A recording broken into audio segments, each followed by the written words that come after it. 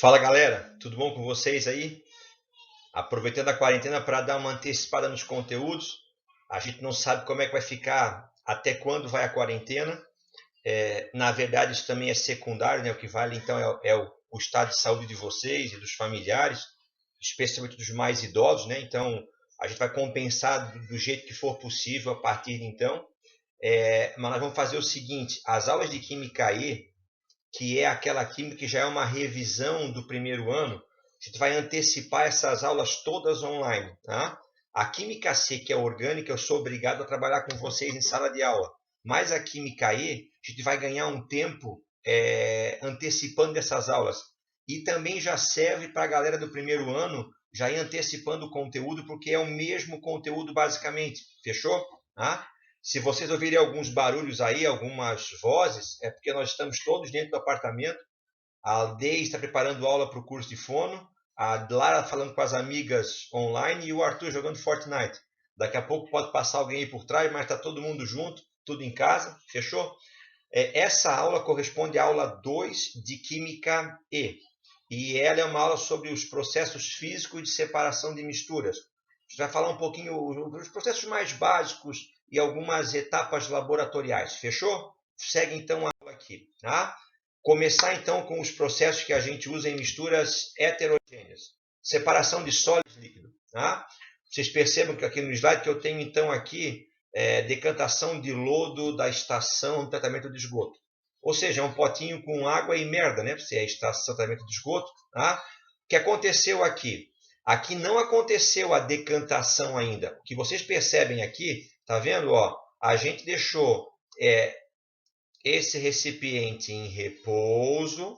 Depois de algum tempo, por ação da gravidade, a substância que era mais densa, ela sedimentou.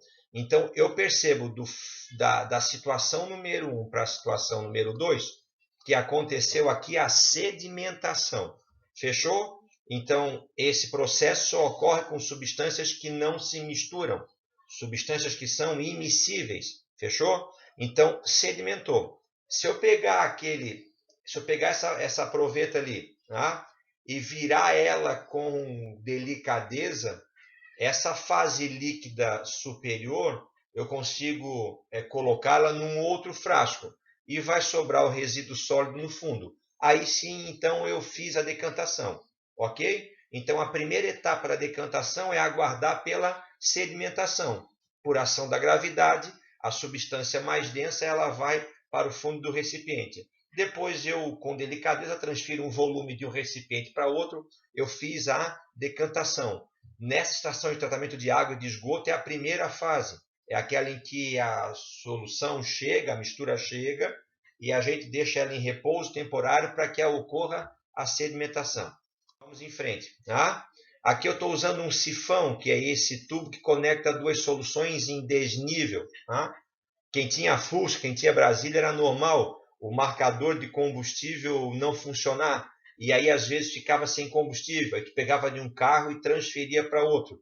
Tu colocava uma mangueira dentro do tanque de combustível, puxava e deixava escorrer o combustível de um ponto mais elevado para um ponto mais baixo. Tá?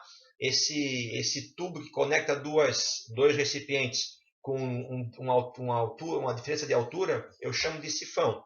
E aqui eu estou então transferindo o líquido do recipiente mais alto para o recipiente mais baixo. Fechou? Eu estou usando um sifão, então o nome desse processo chama-se sifonação. Aqui eu tenho a centrifugação, que nada mais é que um processo para acelerar a sedimentação. Tá? E as questões que caem em vestibulares, basicamente, quando o assunto é centrifugação, elas vão falar sobre o sangue. Tá? Deixa eu mudar a cor aqui da caneta. Eu tenho aqui, então, três tubos de ensaio graduados, está vendo? Então, todos eles marcam 100 ml. Você percebe que depois que você centrifuga o sangue, eu tenho duas frações. Tá? Eu tenho uma fração de cima e uma fração de baixo. E em cima fica a parte líquida do sangue, que eu chamo de plasma. E embaixo fica a parte mais densa do sangue, que é a parte celular. São chamados elementos figurados. Fechou? Então, olha para o tubo de ensaio ali na tela. Tá? Então, essa parte amarelada aqui é o plasma. Essa parte vermelha aqui são os elementos figurados, as células que tem dentro do sangue. Então, eu tenho 3 amostras. Na amostra A, olha lá, se você perceber ali, então ficou em aproximadamente 45% de células em relação ao volume total de sangue. No frasco B, o volume é bem mais baixo. Está vendo aqui? Ó, 10, 20. Vamos dizer que ficou em torno de 16 ml, 16%. E no frasco número C, 1, 2, 3, passa aqui. 1, 2, 3, passa lá, o que tu queres agora? 1, 2, 3, 4, 5, 6, em torno de 65%. Fechou? Então, olha só, eu tenho 3 recipientes aqui, cada um deu um hematócrito diferente, deu uma porcentagem diferente de células em relação à parte líquida. Letra A. O tubo de ensaio C apresentou um resultado de hematócrito satisfatório para os padrões de normalidade. Vamos ver isso aqui. Está errada essa. Pensa comigo. Tá? O sangue de vocês tem que fluir dentro dos vasos. Para que ele flua bem, o ideal é que ele tenha mais células ou mais parte líquida, mais água. Óbvio que para o sangue fluir bem, o ideal é que a parte líquida dele seja maior do que a parte celular. Senão ele vai fluir com uma viscosidade muito grande, ou seja, vai dificultar a circulação do sangue. Então o tubo C é o tubo que apresentou muita célula ou pouco líquido. Pode ser os dois. Então, ele não é considerado o padrão de normalidade. Via de regra, o hematócrito considerado adequado é aquele em torno de 32% a 45%. Isso é considerado uma porcentagem normal de células dentro do volume total do sangue. Letra B. O paciente estava com quadro de desidratação grave quando submetido ao teste B. Quem desidrata perde líquido. Então, se perde líquido, não seria o B. O paciente da letra C, ou o corpo dele está produzindo muita célula, ou ele está perdendo a parte líquida. Então, a desidratação poderia ser o frasco C, jamais seria o frasco B. Os valores de hematócrito dos tubos A, B e C são 48. Botamos 45, 17, marcamos 16, 66, marcamos 65. Deve ser essa a resposta correta, porque os valores estão aproximadamente dentro do que a gente marcou como correto. Vamos descartar D e a E. Os achados laboratoriais podem ser explicados por policitemia em B e anemia em C. Vamos lá. Anemia a gente sabe o que é, né? Anemia é uma dos tipos de anemia. É a redução da quantidade de células. Então, a anemia seria pouca célula. Pouca célula, baixo hematócrito. Então, a anemia seria o tubo B. Policitemia. Admira, eu não sei o que é policitemia. Mas eu sei que a palavra, o prefixo poli, indica muito, várias. Então, policitemia é um aumento do número de células vermelhas. É um aumento do número de hemácias. Tá? Então, na verdade, está ao contrário. Né? Policitemia seria o frasco C e anemia seria o frasco B. A expansão excessiva de volume de fluido extracelular explica o resultado obtido em B. Não, B tem um volume muito grande da parte líquida, mas não porque a célula esteja perdendo alguma coisa. É porque o paciente tem uma redução da quantidade celular. Fechou? Então, quando cai em prova de vestibular, geralmente o que mais se pede quando é assunto de centrifugação é essa centrifugação que ocorre com o sangue. Fechou? Lembrando que o sangue, lembra que esses métodos são de separação de misturas heterogêneas. Tá? Como é que o sangue está aqui se o sangue tem aspecto homogêneo? Lembra que o sangue é um exemplo de coloide, ou seja, parece, mas não é. Ele parece homogêneo a olho nu, mas quando você leva ao microscópio, você consegue perceber as células, os componentes dele. Então, ele forma um coloide. Seguimos então. Filtração. Todo mundo sabe o que é filtrar, né? Então, eu tenho um filtro, um papel de filtro, tá? Só serve a filtração, só serve para misturas heterogêneas. Ou seja, não adianta filtrar a solução. Não existe filtro com poros tão pequenininhos que consigam reter as partículas do soluto e deixar passar as partículas do solvente. Então, filtração é um método que a gente usa para misturas heterogêneas. Tá? Filtração a vácuo. Usar em laboratório. Eu tenho que ter essa aparelhagem aqui para executar a filtração a vácuo. Tá? Eu preciso dessa vidraria aqui. Tá? Se não tivesse essa saidinha lateral, seria um Erlenmeyer, tá vendo, pessoal? Mas ele é uma vidraria, ou seja, feito de vidro, de borosilicato. Tá? Eu tenho aqui o vidro, ele tem um pescocinho lateral. O nome dessa vidraria chama-se Kitasato. Ela é utilizada para esse tipo de filtração, chamada filtração a vácuo. Tá? Eu tenho um funil especial, chamado funil de... uns falam Buchner ou Buchner, tá? Funil de Buchner, que é um funil de cerâmica. Os poros estão na base dele, sobre o qual eu recorto um papel de filtro e boto no fundo dele, assento aqui. E eu preciso de um sistema que crie vácuo. Tá? O mais comum é a chamada trompa d'água. Você conecta na torneira, a água percorre por aqui, cria um vácuo relativo, diminuindo a pressão interna dentro do Kitasato, fazendo com que a mistura seja puxada para o interior do Kitasato de maneira mais rápida. Tá? O ideal é, ao invés de usar uma trompa d'água, você usar uma bomba de vácuo. Né? Quanto maior o vácuo criado aqui dentro, mais rápida é a filtração. Então, a diferença básica entre a filtração a vácuo e a filtração simples é que eu tenho essa criação de um vácuo relativo aqui dentro que acelera o processo. Geralmente, você usa a filtração simples quando você quer o filtrado, entendeu? Aquilo que passou pelo filtro. Porque no papel do filtro vai ficar o resíduo sólido úmido. Então, demoraria mais tempo. Na filtração a vácuo, como ela puxou mais rapidamente o solvente, o solvente, o dispersante no caso, porque você usa a palavra solvente quando você trabalha com soluções. Como aqui para mistura heterogênea eu chamo de dispersante. Né? Então, como ela puxou o dispersante mais rápido, geralmente o disperso fica no papel de filtro, ele fica mais seco, então ela é mais rápida para quando você deseja obter o resíduo sólido. Entendeu? Mas filtração a vácuo é um método acelerado de filtração, em que eu uso essa disposição e esses instrumentais vidrarias de laboratório. Quando eu tenho dois líquidos, tá? Esse aqui é o chamado funil. Eu tenho uma garra aqui, né? Eu tenho esse funil aqui, que tem uma torneirinha aqui embaixo, tá? É o chamado funil de decantação ou funil de bromo. Ele serve quando eu tenho uma mistura de dois líquidos immiscíveis. Então, eu tenho um líquido, olha lá, está aqui a separação dos dois. Eu tenho esse primeiro líquido que é menos denso e eu tenho esse segundo líquido que é mais denso. Eu vou abrir aqui a torneirinha e deixar correr o líquido número 2.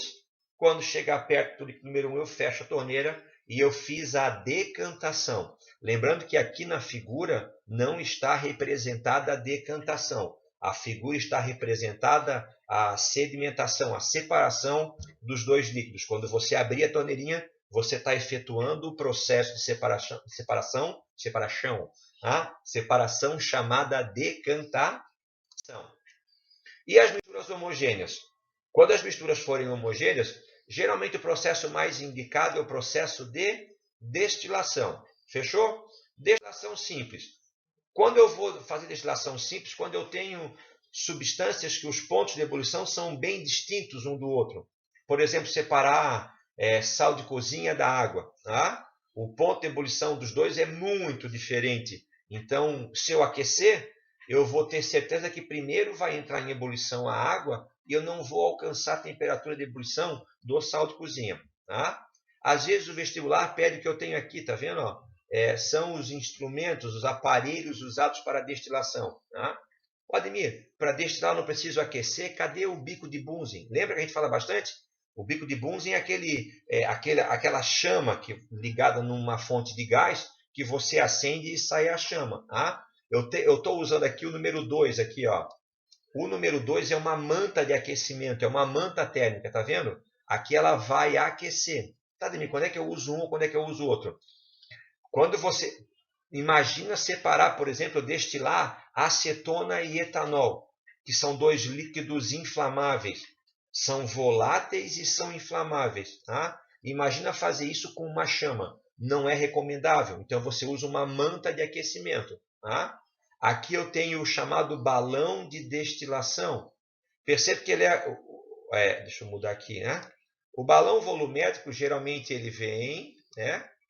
Tem um pescoço e ele é um balão, ele é assim, né? Ele pode ter o fundo chato ou o fundo redondo. Esse é um balão volumétrico.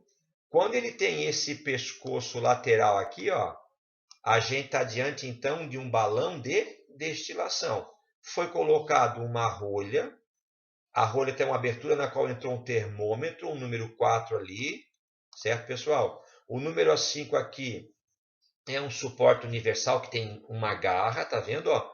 Essa garra aqui está prendendo o balão de destilação e essa garra aqui está prendendo o número 7, que é o condensador. É o dispositivo que vai resfriar os vapores que vão surgir do balão de destilação. Tá? Aqui embaixo eu não vejo, está a minha foto lá embaixo, infelizmente, né? Assustando vocês aí nessa quarentena. Tá? E aí aqui eu tenho, então, a água, né? Então, tá vindo a água aqui embaixo. Embaixo, a água é ligada embaixo. Então, a água vem e circula por dentro do condensador, tá? Até circular e sair pela saída aqui 9A. Entendeu? Então, o que acontece? Eu boto a mistura aqui dentro. Eu ligo a manta de aquecimento. Uma delas vai entrar em ebulição antes da outra, desculpa, tá? E vai gerar vapores aqui dentro. O vapor não consegue sair porque está preso pela rolha, então ele é obrigado a vir por essa saída lateral. Quando esse vapor entrar dentro do condensador, ele está resfriado porque tem um turbilhão de água dentro dele. Lembrando que passa o tubo dentro e é um tubo dentro do outro, não há contato dessa água que está circulando com os vapores que estão vindo de dentro do balão volumétrico. E aí esse vapor vai ser resfriado, a gente sabe que o vapor resfriado condensa e aí ele vai gotejar aqui em cima da minha cabeça. Fechou? Então isso aqui é um processo de destilação simples. Né? É o processo mais usado para misturas homogêneas. E a destilação fracionada? Nossa, que feio. Vamos apagar isso aqui, ficou horrível. E a destilação fracionada? A função dessa aula é para vocês que estão se preparando para o vestibular ou para os alunos do primeiro ano do ensino médio. Então, a gente, trabalhando o conteúdo de maneira inicial, a gente trabalha a destilação fracionada quando a gente estiver diante do petróleo, por exemplo. Mas qual a diferença da fracionada para a simples? A fracionada eu vou usar quando eu quero separar substâncias que têm pontos de ebulição mais próximos, em que eu tenho que criar um obstáculo para que eu consiga extrair as diferentes frações que têm pontos de ebulição mais aproximados, entendeu? É um processo mais delicado. Ó, perceba a diferença. Aqui eu tenho uma manta de aquecimento, igual tinha na outra. Aqui eu tenho um condensador, igual eu tinha na outra. Aqui eu tenho, então, a água entrando por baixo e saindo por cima. Aqui eu tenho um frasco para coletar, que no outro não aparecia porque estava eu lá embaixo no lugar. Pode ser um Erlenmeyer, pode ser qualquer outra vidraria de laboratório. Na destilação simples, lembra que saía do balão volumétrico? Saía uma haste que conectava aqui, tá vendo? Aqui não. Essa haste já não tem mais. Tá? E percebe que no exemplo anterior estava separando a água do sal de cozinha, do NaCl. Aqui a água da acetona é difícil mais de separar.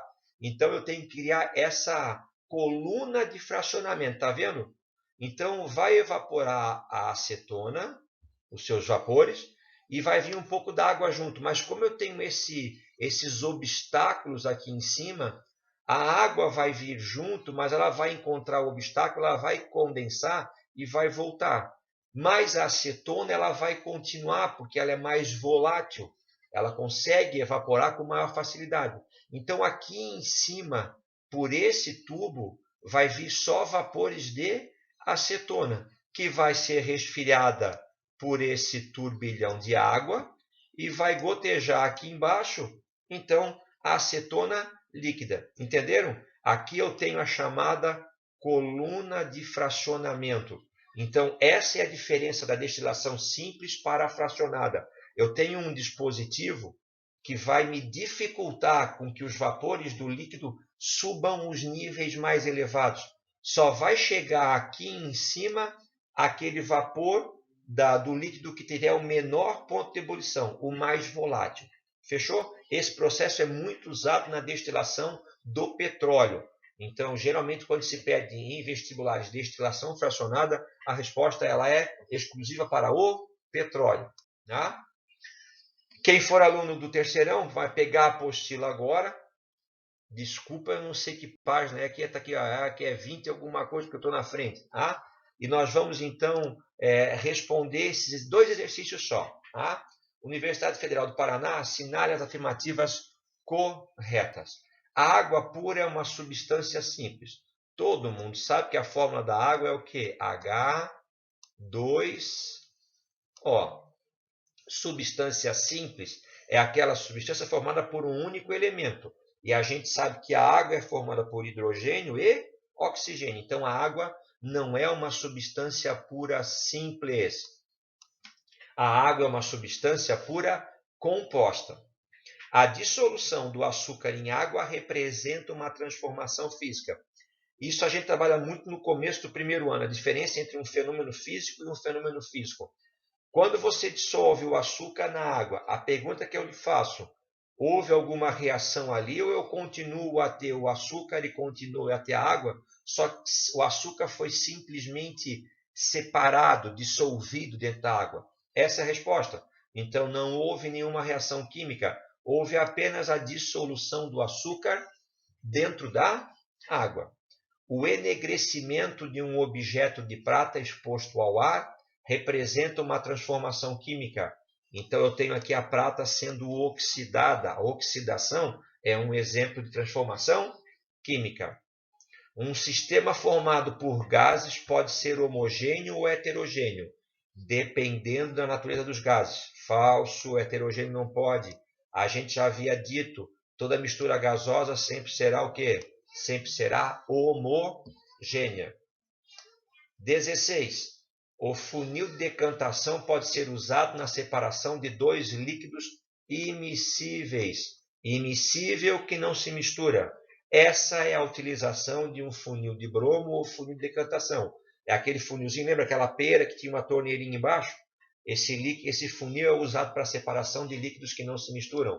Correta 16. Tá? 32. A separação dos componentes de uma mistura homogênea sólido-líquido pode ser efetuada por filtração comum. Lembra que eu falei? Filtração é um método de separação de misturas heterogêneas. Você não separa a mistura homogênea por filtração. Mas Ademir, quando eu separo a água do mar nos países do Oriente Médio, não, aí é osmose reversa, é um outro tipo de fenômeno. Fechou? Vamos ver depois disso, é com membranas semipermeáveis. Tá? Última alternativa, uma substância pura sempre apresenta pontos de fusão e ebulição constantes. Lembra do gráfico? Eu vou fazer aqui um plano cartesiano, bagunçadinho. Tá? No eixo Y eu tenho temperatura em graus Celsius e aqui eu tenho tempo em minutos. Eu vou fazer o gráfico de uma substância pura. Vou dar como exemplo a água. Tirei o gelo do freezer a menos 15 graus Celsius. Está fora do freezer. Ele vai subir a temperatura até chegar a quanto? Até chegar a 0. Quando o gelo de água pura chega a 0, ele começa a derreter, começa a sofrer fusão. Enquanto a água Enquanto tiver gelo derretendo, a temperatura permanece constante. Depois eu começo a aquecer essa água até que ela chegue a 100 graus Celsius. A água vai ferver de maneira constante por todo o intervalo. Só depois que a água ferve por completo que eu poderia continuar a aumentar a temperatura. Ou seja, o gráfico de mudança de estado físico de uma substância pura vai ser sempre esse: sólido, líquido e gasoso. Ponto de fusão com temperatura constante e ponto de ebulição com temperatura constante. 64 mais 16, 80. 80 mais 6, somatório 86. Fechou? Próxima e última questão. Dadas as informações, o clorofórmio é um líquido insolúvel em água. Vamos indicar aqui. O clorofórmio é um líquido insolúvel em água. Qual é o principal método que eu tenho para separar dois líquidos que não se misturam? O principal método de separação de dois líquidos immiscíveis é o funil de decantação. Vamos procurar onde está o clorofórmio. Aqui, número 1, água e clorofórmio. Vamos colocar aqui já, número 1. O álcool é solúvel no éter. Ele está me dando a informação que o álcool é solúvel no éter. Fechou? Álcool e éter. Vamos pensar um pouquinho. Álcool e éter são solúveis um no outro. Fechou? Eles formam uma mistura, então, o quê? Homogênea. A gente viu na revisãozinha da nossa aula que a mistura homogênea ela geralmente é separada por destilação. A destilação ela pode ser simples ou ela pode ser fracionada.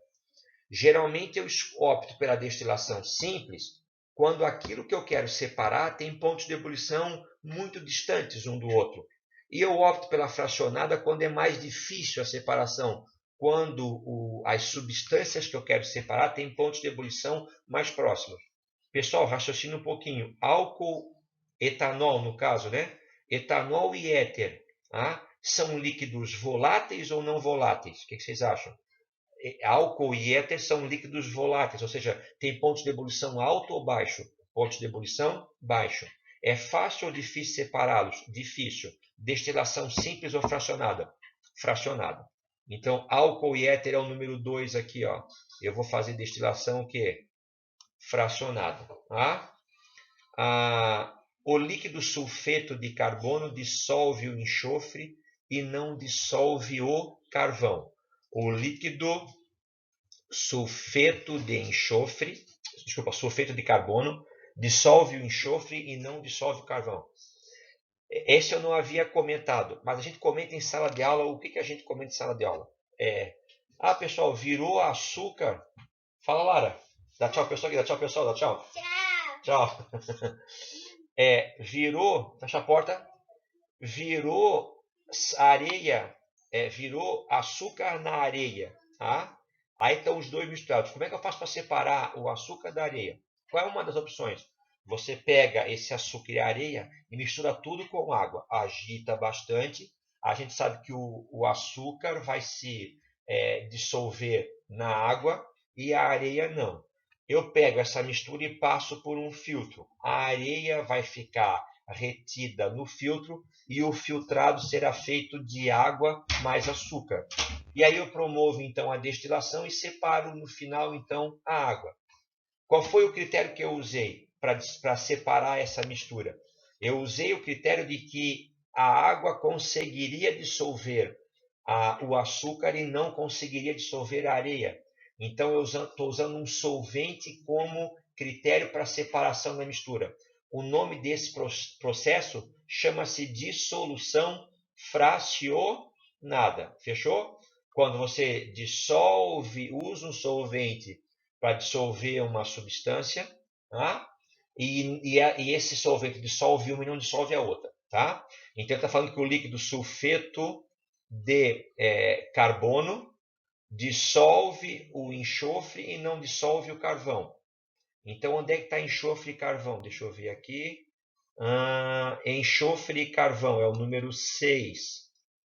Como é que eu vou separar os dois? Eu vou usar o sulfeto de carbono, que vai dissolver o enxofre e não vai dissolver o carvão. O número 6, então, é dissolução fracionada. Os gases metano e butano têm pontos de liquefação diferentes.